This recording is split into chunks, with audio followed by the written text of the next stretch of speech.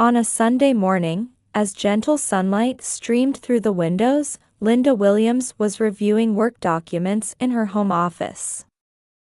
As a senior manager at Boston Consulting Group, quiet work time on weekend mornings had become her routine. The aroma of still warm Dunkin' coffee wafted up from her desk. While organizing stacks of papers, she glanced out the window. The rose bush she had just bought from Whole Foods yesterday sparkled with morning dew. She had finally managed to tend to the garden last weekend, and the landscape was starting to look worthy of this house she'd purchased with her parents' help. There was still some time before service at Trinity Church in Copley Square. The peaceful moment was suddenly shattered by her iPhone's ring. "Linda, can you come over today?" It was her sister Patricia. Linda let out a small sigh at her usual imperious tone. "I'm hosting the family for brunch. Mom's coming too. I've ordered catering from Legal Seafoods." An hour later, Linda was visiting Patricia's mansion. The colonial-style house in Brookline's quiet residential area commanded an imposing presence, as always. A brand-new Range Rover, her sister and brother-in-law's pride and joy, was parked in the driveway. "Welcome, Linda," her mother Carol greeted her. The Tiffany silver necklace swayed gently at her elegant neck. "Patricia has prepared such a lovely brunch. She's really living well since marrying into this family. Auntie Lynn." The twins, Emma and Olivia, came running up. As Linda hugged the two girls in their matching Gap Kids dresses, she inwardly sighed. The discomfort she felt whenever visiting her sister's house had only grown stronger over the years. Entering the living room, she was met with a modern space that had reportedly been designed by a professional interior decorator. The marble dining table was laden with lobster croissant sandwiches and truffle-flavored eggs Benedict. "I'm the star today," Patricia made her grand entrance. Dressed in a new Louis Vuitton dress, she struck a pose clearly intended for social media. Her husband Michael was, as usual, absorbed in reading news on his iPad. "Actually, I have wonderful plans," Patricia announced, holding a mimosa and Dom Perignon. "We've decided to take a family trip to Hawaii next month. Michael's company is doing well, and isn't this the perfect time?" "What?" When Linda showed her surprised expression, Patricia flashed a malicious smile. "Surely you're not planning to keep playing the single career woman forever? You need to spend time with family occasionally. When I saw you at Copley Place the other day, you looked exhausted." "Patricia," their mother raised her voice in what seemed like admonishment, but it was merely for show. Carol's attention had already shifted to taking photos of the food for Instagram. "Auntie Lynn, come to Hawaii with us. We're staying at the Disney Hotel in Oahu." At the twins' innocent voices, Linda made up her mind. She had accumulated miles from a recent business class sale anyway. "Yes, of course. I haven't been to Hawaii in a while." On the table, the twins' iPads were already playing videos of Hawaiian beach resorts.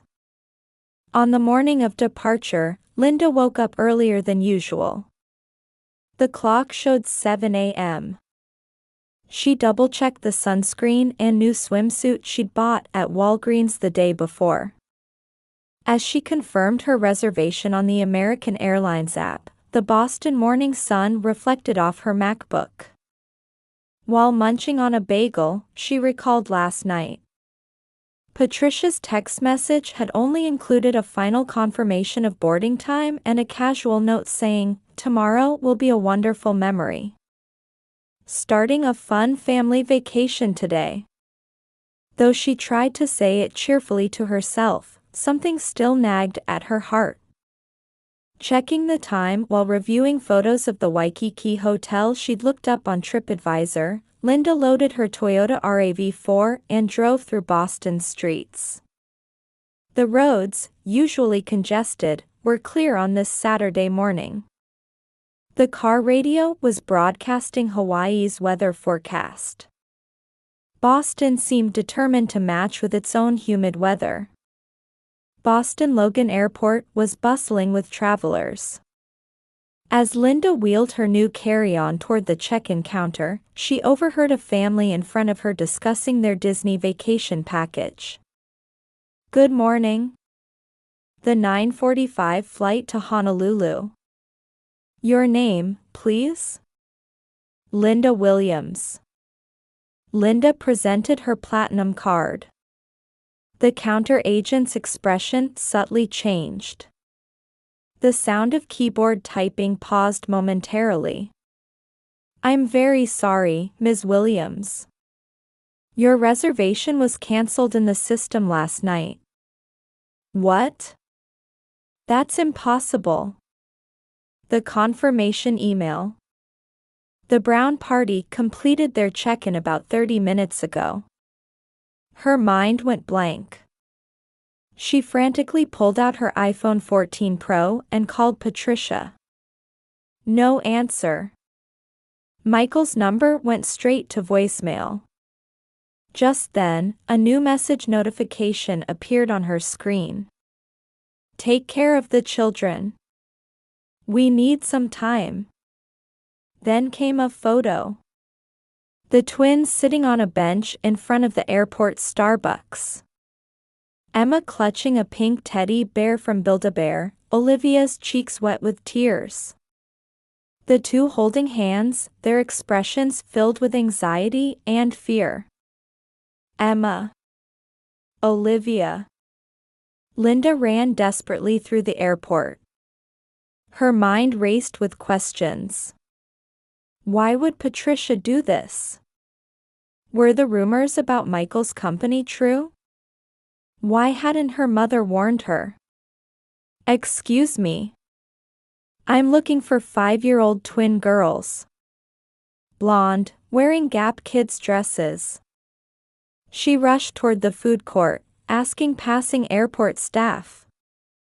Messages from Patricia kept arriving on her smartphone. "The children are in your care. The 529 plan documents are in the safe at home. This is our last chance, Michael and I." Finally reaching the food court area, she heard a small voice. "Auntie Lynn." The two were sitting on a bench beside the escalator, in a spot somewhat hidden from view. "It's okay, now. I'll protect you." The twins' bodies trembled in her embrace. Massport officials had begun gathering around. "Mama said she'd be right back." Emma's trembling voice left Linda with nothing to do but hold her tighter. "They said they were going to take the shuttle bus, then Mama and Papa never came back." Olivia's words brought anger to Linda's eyes. "Ma'am, could we speak with you at the security office?" A man in a Massport uniform quietly approached. His badge gleamed with Logan Airport Police. "We'll get some hot chocolate and cookies for the children." A female staff member smiled kindly at the twins. Her name tag had a Student Ambassador Program pin. Linda checked her handbag for the series of messages Patricia had sent. The cold tone suggesting premeditated action made her blood boil. Outside the window, a Boeing 787 bound for Hawaii climbed into the blue sky. Her sister and brother-in-law were likely sitting inside, feeling no guilt whatsoever. Linda heaved a deep sigh. This was turning out to be a very different kind of family trip than she had imagined. 12 hours after the incident, an exhausted atmosphere hung in Linda's living room. They had just returned home after completing police interviews and meetings with Children's Protective Services. "Emma, Olivia, come here. The bath is ready," Linda called gently. But the twins remained huddled together on the sofa, unwilling to move. Beside scattered crayons and coloring books lay a half-eaten McDonald's Happy Meal. "Auntie Lynn," Emma called out in a small voice. "Are Mama and Papa really not coming back?" Linda's heart clenched. The police had confirmed that Patricia and Michael had boarded as scheduled and arrived in Honolulu. Their credit card records showed they had checked into the Hilton Hawaiian Village. "I can't believe it." Linda's mother Carol had rushed over, apparently leaving a church women's group meeting midway. Her usually perfectly styled hair was disheveled. That Patricia would do such a thing. Just then, Linda's iPhone rang. It was a detective from the Boston Police Department. "Ms. Williams, have you heard any concerning conversations from the children?" Linda recalled the twins' words at the airport. "Yes, Emma mentioned that Mama and Papa were fighting about money. And I believe Olivia." The next morning, after dropping the twins off at the nearby Brookline Public Schools, Linda headed to Patricia's house. A police search warrant had been issued, and Linda was permitted to accompany them. A uniformed officer led them to the second-floor study. "Take a look at this." Masses of documents were found in the drawers of the expensive leather desk. Piles of unpaid bills, credit card statements, and financial documents from Michael's company. The rumors of the company's financial troubles in the Boston Globe were true. "This is..." Linda couldn't believe her eyes when she saw the Fidelity account statement.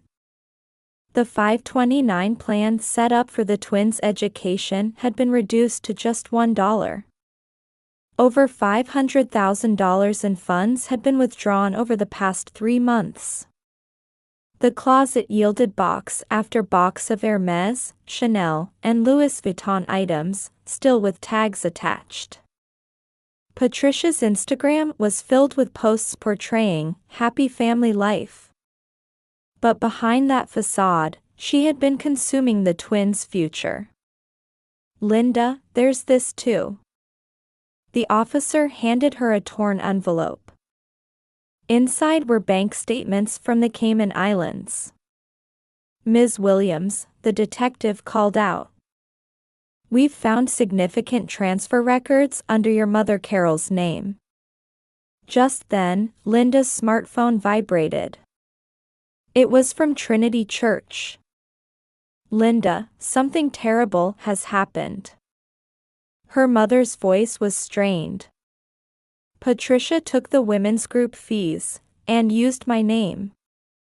As it turned out, Patricia had also been the treasurer for the church women's group. There was a high possibility of fraud there too. She had been embezzling membership fees using their mother Carol's name.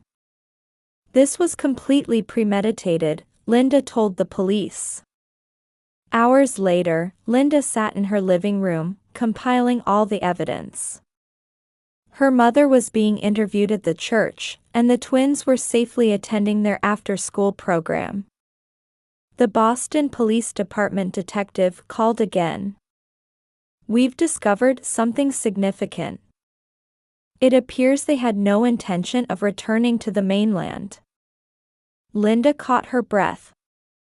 "What do you mean?" "We found one-way ticket reservations to the Caribbean." That night, Linda had made up her mind. Spread across her dining table were reports for the police, FBI, Child Protective Services, and Sarah Cohen, one of the nation's top child abandonment attorneys. "Auntie Lynn," Olivia's voice came from upstairs. Can we go to school tomorrow too? Of course, Linda smiled at the twins. Life will continue as normal. I promise. Opening her MacBook, Linda sent the final report to the police. Attached were Patricia's Instagram posts portraying the perfect mother, photos of the airport abandonment, and records of all financial transactions. She was determined to fight to protect her precious family. Today, the FBI has joined the investigation as a serious child abandonment case.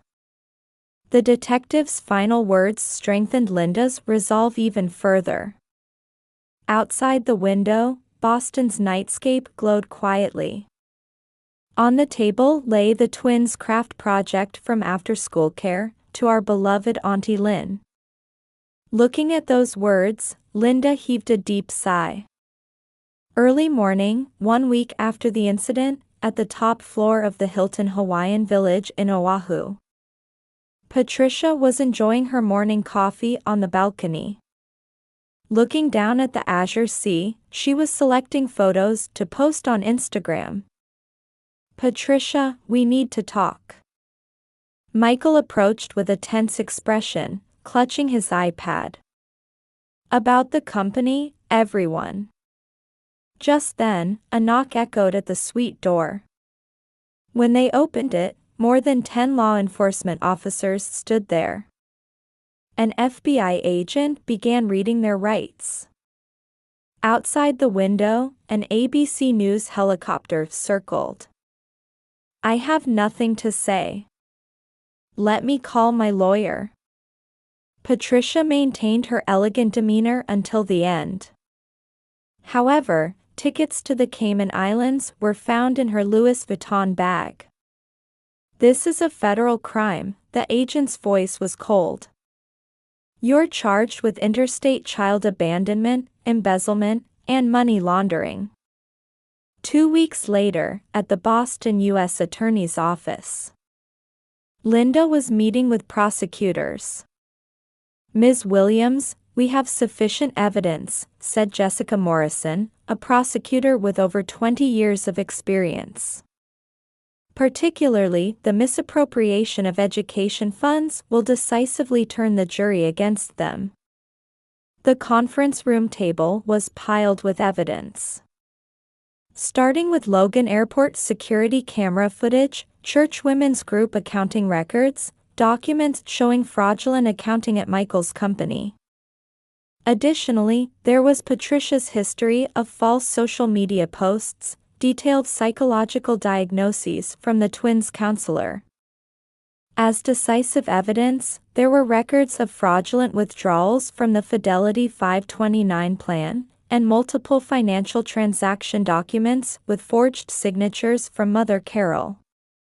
The prosecution, Morrison continued, will charge them primarily with federal child abandonment violations, adding fraud charges for misuse of education funds, and embezzlement for misappropriation of church funds.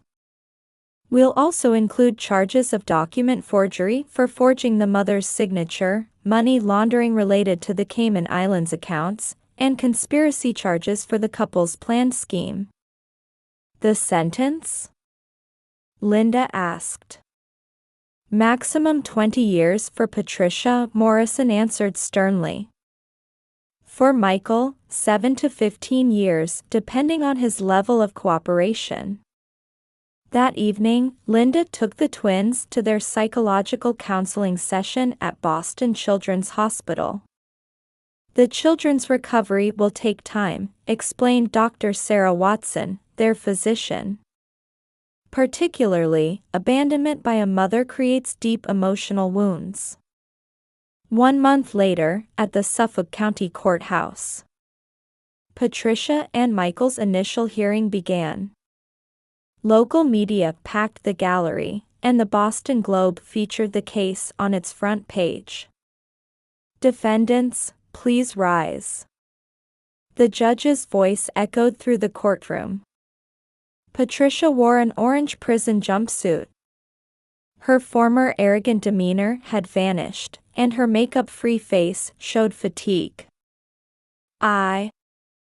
Patricia began. The courtroom fell silent. I admit to everything. Her confession began. At first, when I learned about Michael's company's critical situation. Patricia's voice trembled. But that's no excuse.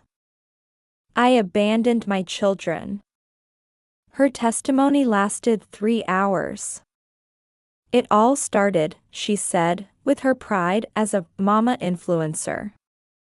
Misappropriating education funds to maintain a luxurious lifestyle, embezzling church funds to cover debt payments, forging her mother's signature for new loans.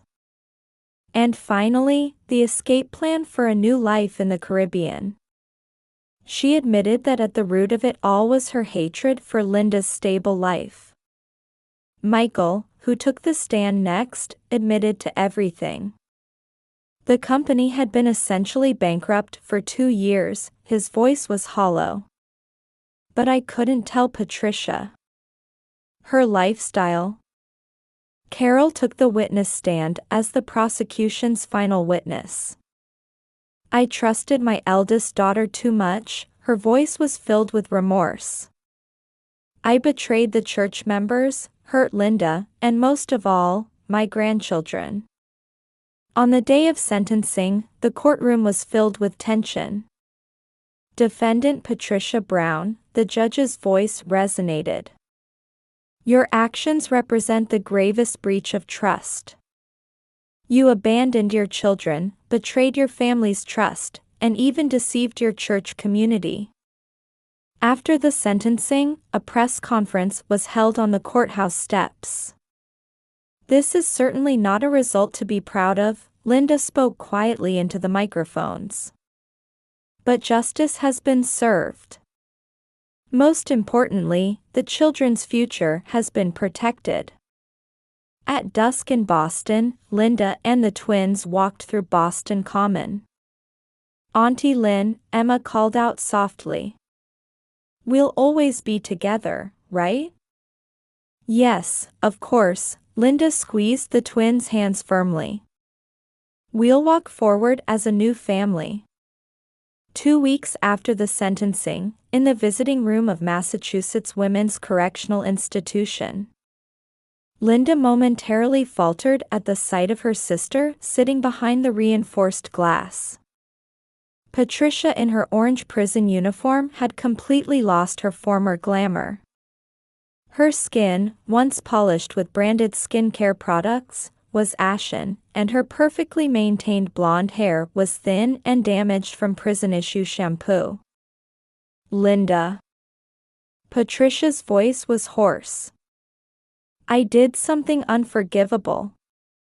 Yes, Linda answered quietly.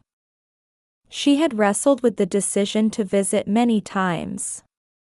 But this might be their last face-to-face meeting. This visit was necessary to understand everything and to settle something within herself. How are the children? Tears welled up in Patricia's eyes. They don't want to see me. Yes, I think that's best for now, Linda recalled the counselor's advice. The children's emotional recovery would take time. The clock in the visiting room ticked quietly. A brief 15-minute visit. During this time, the sisters reflected on their lives, their childhood in a wealthy family, Patricia who bore all of their mother's expectations, and Linda who had always remained in the shadows like a wallflower. Remember? When we were little, in the Back Bay house. Patricia's voice trailed off. If only we could go back to those days. On her way home, Linda walked through Boston Common. As early autumn made its presence felt in the park, she contemplated the first steps of her new life. At home, big changes were underway. The former guest room had been transformed into a bright children's bedroom. Matching beds from Pottery Barn, cheerful bookshelves from IKEA, and colorful curtains from Target's Cat and Jack collection. Everything was for the twins. "Auntie Lynn, is this room really ours?" Emma asked with an expression of disbelief. "Can we stay here forever?" "Of course. This is your new room." Linda hugged the twins tenderly. The adoption proceedings were progressing smoothly. The court supported the adoption by their biological aunt. There were changes at work too. Boston Consulting Group had shown understanding of Linda's situation. She could now utilize flex time and sometimes work from home. A new position was also being discussed. Unexpected support networks had also emerged. Jennifer, a single mother living nearby, offered to help with after-school pickup and drop-off. The Trinity Church community delivered home-cooked meals.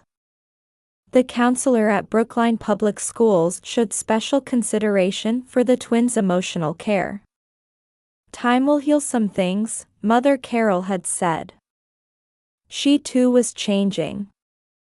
Through her church volunteer work, she seemed to have awakened to new values. Now she baked cookies with the twins on weekends. 1 year later, in early summer, the twins' 6th birthday party was being held in Linda's backyard.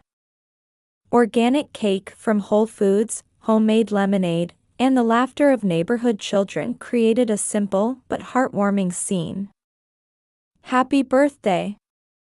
Emma and Olivia beamed with happiness, surrounded by their classmates. Their former anxious expressions were nowhere to be seen.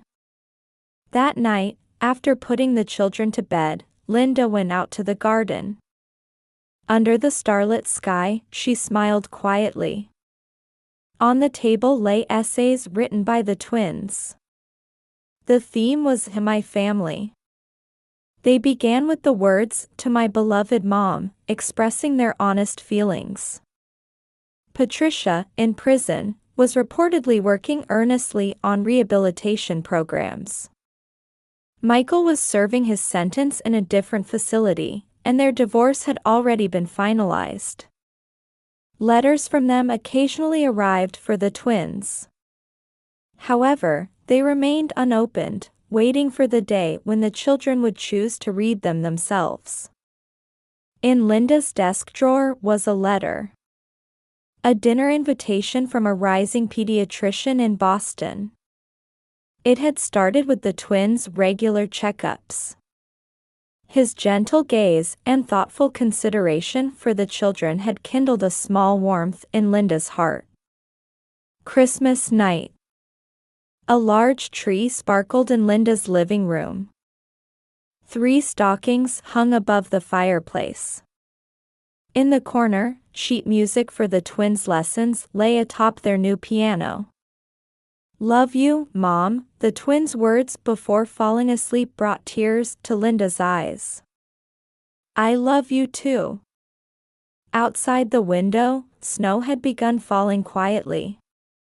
It seemed to herald a fresh white page in the story of their new family.